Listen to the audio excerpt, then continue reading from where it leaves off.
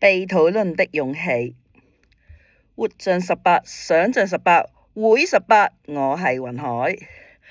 我唔知道大家理唔理解呢，就係無端端好多美國政府也好，外國政府也好，突然間呢就自爆啲 UFO 檔案啦。係啊，其實呢有啲疑問喺度噶，但係我哋呢其實知道一個好恐怖嘅 agenda 嘅，我覺得香港人呢就應該要知嘅，因為好多外國人都知道噶啦，可能係5到10年內發生嘅事，好近嘅咋。大家唔會望到嘅，有一個偽造嘅 UFO 地球入侵事件。1917年係有3個細路哥啦，喺葡萄牙就喺見到聖母顯靈，當時嘅咧係幾萬人喺呢個花地瑪嗰個範圍裏邊等啊，係即係咧3個細路哥咧見到聖母出現噶嘛，真係聖母出現噶嘛，又同佢講咗好多預言嘅嘢。第3個咧就話當時咧唔肯講俾大家聽嘅，係梵蒂岡就封咗，就話太恐怖啦個預言。係咁，因為嗰陣時咧我哋研究 UFO 嗰陣時咧，我哋就識咗一個都唔係淨係識一個噶啦，咁就梵蒂岡裏邊內幕嘅人啦，咁就係梵蒂岡裏邊嘅係將呢個檔案秘密消息咧，佢睇過嘅，講俾我哋聽嘅。你好，雲海，Hello Boo，好耐冇見。其實都唔係好耐噶啦，一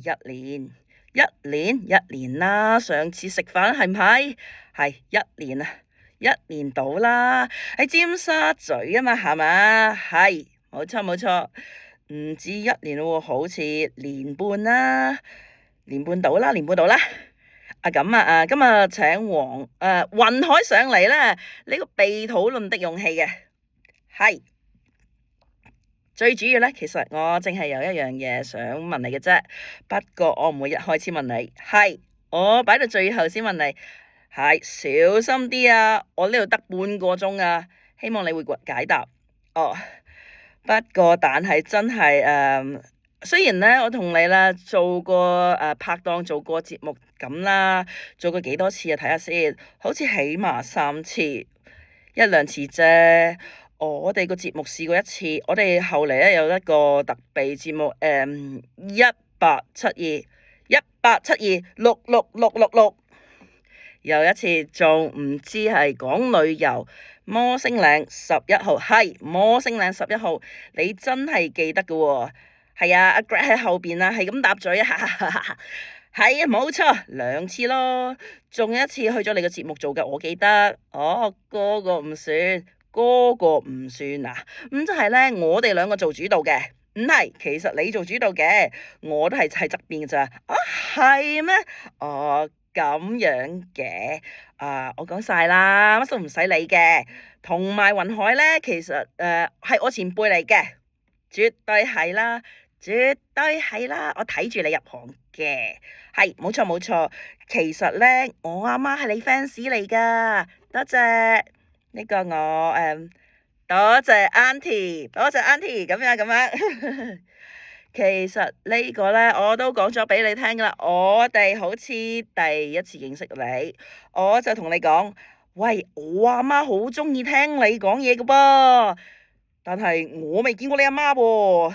佢嗰陣時咧聽港台啊嘛，哇，好早期噶啦，不如講下其實你點樣入行嘅咧？我諗好多人都知嘅，其實都係同 UFO 有關嘅，係點解咧？就係因為最初咧，即係你諗下，我完全係同呢行冇關係嘅，係冇任何背景啦，冇任何認識嘅人嘅，我完全係冇呢樣嘢嘅。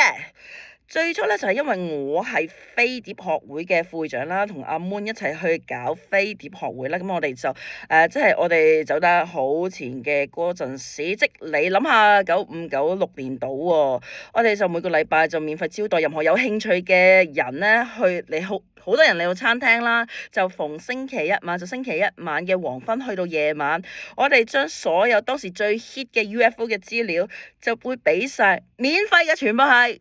一啲都唔使俾錢噶，俾晒佢哋睇，檔案啊、file 啊，後嚟我哋仲播埋帶、播埋 video，係咁就俾人哋睇。後尾咧吸引到一個 DJ，係港台嘅。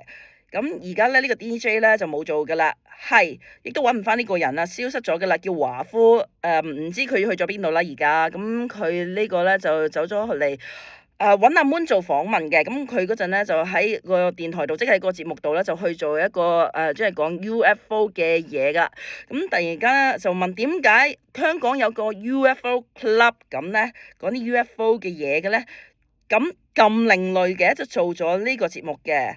係之後咧咁因為咧我哋識咗啦，咁我佢當時咧就揾阿 Moon 嚟傾下偈啊，咁我喺度嘅，咁我就會同佢講下 UFO 嘅嘢啊，咁講下 UFO 啊，又講下鬼啊，又講下陰謀論啊，咁講下陰謀論啊，又講好多嘢嘅。咁華夫就話喎，喂，雲海咪啦，唔好再喺我哋私底下講啊，唔該。你不如咧我同你開個節目嚟講啊！嗰陣時咧就係咁咧，佢就問咗港台高層，就每個禮拜咧，我同佢就做一個大概20分鐘嘅一個靈異節目啊，係錄音嘅，係咁就開始咗啦。喺港台先嘅，OK，咁樣 start 喎，係就咁樣入行啦。咁原則上咧入咗行噶啦，OK。但後來咧，咁我就講咗個笑話俾你聽咧。咁我後來咧，我點解我會上咗 Jason 個節目啊？咁之後又越來越多節目咧，就因為我有一次聽阿 Jason 啊，我聽 Jason 個節目，係佢講 UFO，係鬧咁搞，即係講錯晒啲名啊，Papa J 啊，搞錯晒啲名啊，搞錯晒啲資料啊。咁你知我性格噶啦，我唔係好頂得順呢味嘢嘅，即你搞錯 on air 講錯嘢，咁我就點呢？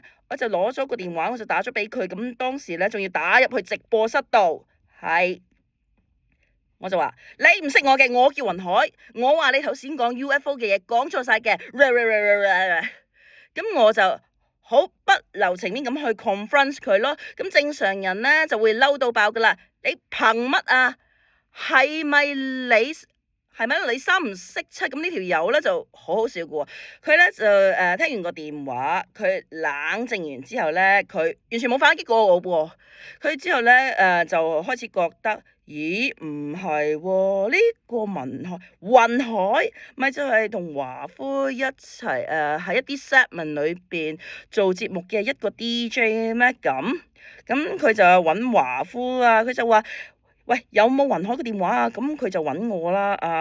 咁華夫咧就唔知咩事噶嘛，佢仲以為佢激嬲咗邊個，唔知乜嘢事，咁就打俾我。佢話：喂，你唔好講咁多嘢，你上嚟我節目開咪？咁就咁樣開始，一路 start 啦。OK，咁樣開始咗啦。OK，UFO 學會咧，95、96年嗰陣時，你同阿 Moon創辦咗呢個學會嘅時候，其實香港咧冇乜人講呢啲嘢噶，即係你算係第一個同阿 Moon。阿 Moon 咧就第一個，我唔係第一個，你哋第一批啦，我就第一批噶吓。因為嗱嗰陣時香港咧，你就可以幻想下，90年代都係好封閉嘅，對於呢啲資訊 UFO 嘢，係啊 UFO 啊外星人啊陰謀論啊。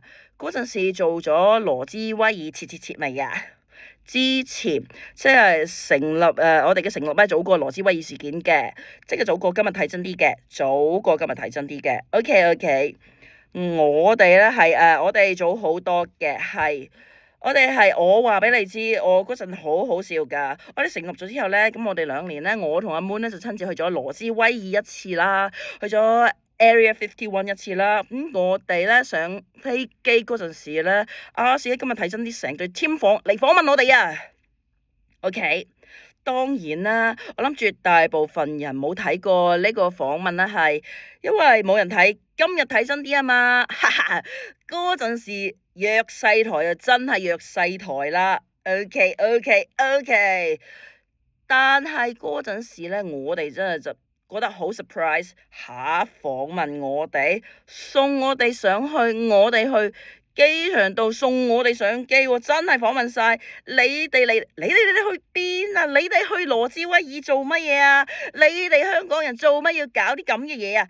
係，即係問呢個問題啦。咁我哋心諗啊，就全世界都知羅茲威爾 UFO 事件嘅喎，點解香港人會唔應該要知嘅呢？我哋嘅心態就係呢啲 information 咧，就應該全香港人都應該要知，咁所以就一路咁 spread 咗出去咯。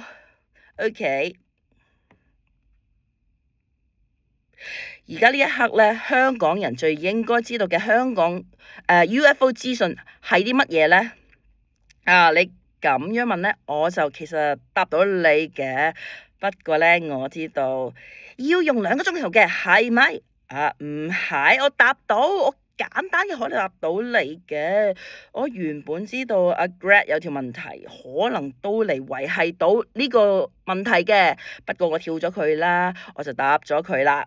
係，即係如果而家香港人咧係要知一個 UFO 資訊嘅話咧，我就唔知大家理唔理解嘅係你覺得呢時幾時好奇怪㗎嘛？真係無端端有好多美國政府又好，外國政府又好，突然間就自爆啲 UFO 檔案啦，自爆啲片段啦，係咪？突然間又會承認有 UFO 啦，係咪？係啊！突然間又承認呢樣承認嗰樣啦，同以前我哋去講完之後，絕大部分嘅政府，甚至美國政府都話我否認㗎，我唔信㗎，我哋冇搞呢啲研究㗎，我哋冇檔案嘅，不斷咁否認咗幾十年。我哋90年就開始已經講㗎啦，美國政府呃人㗎，有嗰啲檔案，我哋嘅即係我哋手上面咧有呢啲檔案，係佢話冇。咁我哋咧嗰時人哋都覺得我哋係黐線嘅，我哋係傻嘅。好啦，咁而家政府咧都公開啦，自己放片段啦，美軍日日都拍到啦咁樣。咁好啦，但去到呢個位咧，好多人都問翻我㗎。佢話點解美國政府會咁做嘅咧？點解其他國家政府會無端端咁 open-minded 嘅咧？咁我哋咧大家都其實有個疑問喺度啦。但係我哋自己知道，其實有一個好恐怖嘅 agenda 嘅。呢個 agenda 咧，我覺得係香港人都應該要知嘅，因為好多外國人咧都知㗎啦。係香港人傻下，即係可能真係佢哋未聽過呢單嘢嘅。係乜嘢咧？咁係乜咧？其實佢哋咧。就美國政府經過呢一個動作咧，嚟話俾全世界嘅人聽，即係話有 UFO 有外星人㗎啦，有呢單嘢㗎啦。佢第一時間佢要掌握呢個資訊咧，佢首先即係我話俾你聽有 UFO，同民間話俾你聽有 UFO 係2個層次啊嘛，即係話你哋係要信我講嘅嘢嘅，就唔係信民間講嗰啲嘢㗎啦。